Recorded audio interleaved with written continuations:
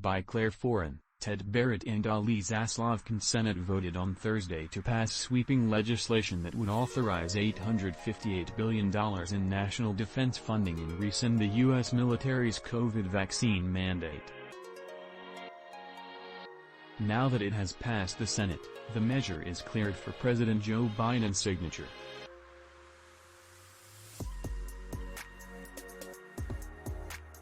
The House already approved the measure, a final negotiated version of the National Defense Authorization Act for fiscal year 2023, which sets the policy agenda and authorizes funding for the Department of Defense. As part of its $858 billion top line for national defense funding, the measure authorizes $817 billion specifically for the Department of Defense. The massive bill includes a vast number of policy provisions. Among them, it would authorize a 4.6% pay raise for military service members. It includes provisions to strengthen air power and land warfare defense capabilities as well as cybersecurity. It also aims to bolster U.S. support for Ukraine and NATO. The provision to rescind the military's COVID vaccine mandate comes after congressional Republicans pushed for its repeal. House GOP leader Kevin McCarthy has praised the provision, saying, "The end of President Biden's military COVID vaccine mandate is a victory for our military and for common sense."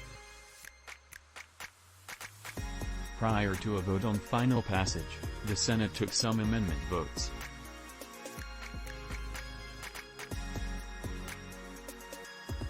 One proposed amendment was a measure offered by Senator Ron Johnson, a Republican from Wisconsin, and other conservatives that would reinstate members of the military who were discharged for refusing to get COVID-19 vaccines. The amendment did not pass, however. The underlying defense bill does rescind the vaccine mandate for the military but does not reinstate those service members.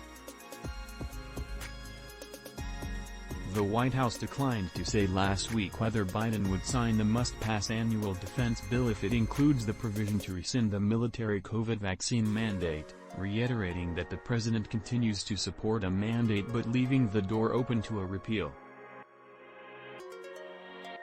But while White House officials have deferred to, and explicitly sided with, Defense Secretary Lloyd Austin's opposition to rescinding the mandate, the inclusion of the provision in the final compromise agreement underscores a reality that played out behind the scenes in recent days. Democrats concluded that including the GOP priority was a necessity in order to get the must-pass policy bill across the finish line.